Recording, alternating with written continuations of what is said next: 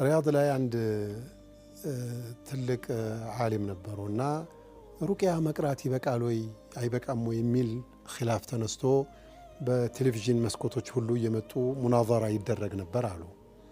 እና የሆኑ ሼክ ተነስተው እንደው ይሄ ሩቅያ እያላችሁ የምታመጡት ኮተት ጋውን ለብሰው በስርዓት ጋውን የሐኪም ጋውን ለብሰው መንፈሳዊ ሐኪም ተብለው በስርዓት ሩቅያ እናደርጋለን የሚሉ ሴቱ ሁሉ እንደው ትዳርም ያጣች ቤተሰብም ጋር የተጋጨች የሆነ ሐላ ነፍስያ ያለባትም ሳይኮሎጂካል ፕሮብለም ያለባትም የአእምሮ በሽታም ያለባት ሰው ሩቅያ ላስቀራ እያለች ወደ ጎረምሳ ቤት ይኬደል። አሁን እንደምናውቀው ዛሬ ሪያድ ላይ ኺላፍ ተነስቷሉኝ።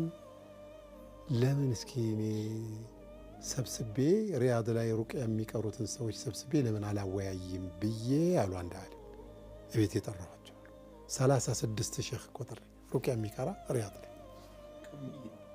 ከዛ ስጠራቸው አንድ ነገር ትዝ አለኝ። ምን ትዝ አለው ሲሏቸው ለምን ቤቴን ተሕሲን አላደርገውም ሩበማ ሳሕር ሊሆኑ ይችላሉ አልኩኝ አሉ። ቁርስ ጠዋት 1 ሰዓት ላይ ጠርቻቸው ከፈጅር በኋላ ተነስቼ ቤቱን ዙሬ አያተል ኩርሲ ቀራሁበት፣ ሱረቱል በቀራ ቀራሁበት አሉ። ከዛም በኋላ የሪያድ መንገድ እንደምታውቁት ግልጥ ያለ መንገድ ነው። በቃ ቤት የት ነው መኽረጅ ስንት ነው በቃ ጠቅጠቅ አድርገው ድርስ ነው። ለ36ቶችም ሎኬሽን ላክልኝ አሉኝ። ለ36ቱም ሎኬሽን ላኩኝ። ከ5ቶቹ ውጭ ሌላው አልመጣም። ምን ሆናችሁ 31ዱ አልቻለም። ምን ሆኖ ቤቱ ጠፋ፣ ሎኬሽኑ አልሰራ። በዛ ሰበብ ሳሒር መሆናቸውን አወኩኝ አሉ። ምክንያቱም ማንም ሰው ሲሕር እንዳይነካው ቁርአኑን ከቀራ ተውሂዱን ከያዘ ተወኩሉን ከአላህ ጋር ካደረገ ኢማኑን ከጠበቀ የጠንቋይ የሳሒር የአስማተኞቹን ባህሪ ለይቶ እንደ ሁሉንም ርግፍ አርጎ ትቶ ነገሩን ጥቅለል አርጎ ለአላህ ከሰጠ ሙሉ በሙሉ ኮምፕሌት ሙሉ በሙሉ ሰውየውን የሚነካው ነገር የለም። ቅድም ያልኳቸው ሼክ ሐሚድ አደም የሚባሉት የሱዳን የሲሕር ኤክስፐርት የሆነ ሰው አንድ ወንጀል ሰርቶብኝ ሂዱና ግደሉልኝ ብዬ ላኩኝ ጅኖቹን አሉ።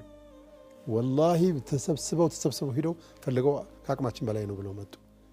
ከአቅማችን በላይ ነው አዝዣቸው አትታዘዙም አልኩና ተናድጄ ለመረደተ ሸያጢን ላኩኝ አሉ። መረደተ ሸያጢን የሚባላሉ ምንድን ናቸው ስሏቸው ከፍተኛ ናቸው አሉ። በደንብ ነው እነሱ መምታት የሚችሉት። እነሱ ሂደው ድምፁን ሰምተነዋል፣ በአይናችን ግን ማየት አልቻልንም። አግኝተነዋል ግን ብዙ ሰው መካከል ነው ድምፁን እንሰማዋለን ስለምናውቀው፣ ግን ሰውየው ማግኘት አልቻልንም አሉኝ አሉ። ኢፍሪት ላኩኝ አሉ። ኢፍሪት ምንድን ነው ኢፍሪት ስላቸው የነሱ በላይ ነው። እነሱን ላኩኝ። በቃ ሰውየውን አትልፋ እናገኘውም ጥብቅ ነው ብሎኛል። ሴቶቹም በዚህ በሂርዝ ስም በዚህ በሩቅያ ስም ሩቅያ በስርዓት ሩቅያ ቤት ሄደው ጥቁር አዝሙድ ይሰጧቸዋል፣ ወይራ ዘይት ከጅዳ አምጥተው ይሰጧቸዋል።